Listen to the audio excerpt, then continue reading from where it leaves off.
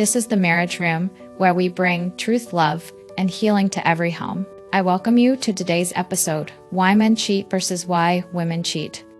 Cheating is one of the most painful betrayals in marriage, but here's the truth. Men and women often cheat for very different reasons, and until couples understand these realities, healing and prevention become almost impossible.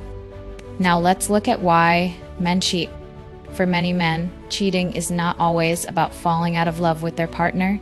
Some men cheat out of ego adventure or unmet physical needs. They crave validation, variety, or then escape from stress. In some cases, it's less about their wife and more about their own insecurities and lack of self-control. For these men, cheating is often physical before it becomes emotional. Now, why women cheat? Women, on the other hand, usually cheat for emotional reasons. When a woman feels neglected, unappreciated, or emotionally starved at home, she becomes vulnerable to someone who listens, notices, and makes her feel valued. For many women, cheating begins in the heart long before it happens in the body. It's about connection, not just pleasure. The real danger is this: men often cheat and still want to keep their marriage, while women who cheat are more likely to be mentally checked out. That's why when a woman cheats, the marriage feels like it's in greater danger. It's not just physical, it's emotional. So why do people cheat? Because of unhealed wounds, unmet needs, and personal weaknesses. The truth is, affairs don't start in the bedroom, they start in the heart.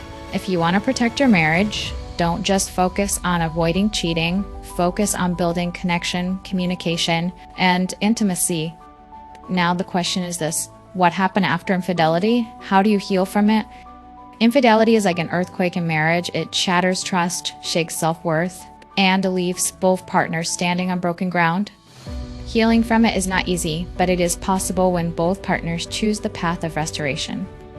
Let's break it down step by step. 1.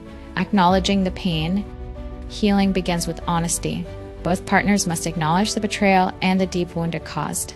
The betrayed spouse must be allowed to express their anger, grief, and confusion without being silenced. Pretending it didn't hurt or it's in the past only pushes the pain deeper, where it becomes poison. 2. The cheating partner taking full responsibility. No excuses, no blame shifting, no "you made me do it." The unfaithful partner must own up fully, show genuine remorse, and commit to transparency moving forward. 3. Open and honest communication. Infidelity often exposes deeper cracks in the marriage, lack of intimacy, neglect, and unresolved conflicts. Couples must be willing to talk openly, not just about the affair, but about the state of their marriage. 4. Rebuilding trust step by step. Trust is not restored by promises, but by consistent actions over time. The unfaithful partner must show patience, honesty, and reliability.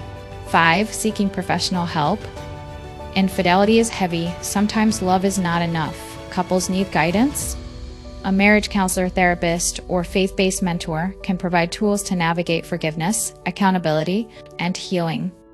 C. Choosing forgiveness. Forgiveness is not instant. It's a process. It doesn't mean forgetting or excusing the betrayal. It means releasing the constant bitterness so that healing can begin. Without forgiveness, the marriage remains chained to the past. 7. Rebuilding intimacy and connection. Beyond trust, couples must also rebuild closeness. Spend quality time together, rediscover hobbies, pray together, or date each other again. Healing requires both emotional and physical reconnection at a pace that feels safe. 8. Setting boundaries to protect the marriage. Healing after infidelity also means putting guardrails in place. This may include limiting opposite-sex friendships, cutting off toxic influences, or creating accountability systems. A marriage that is rebuilt must be protected. Infidelity changes a marriage forever.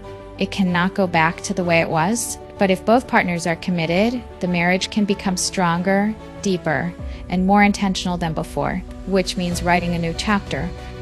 With this, we've come to the end of this episode. Please like, comment, and subscribe to this channel.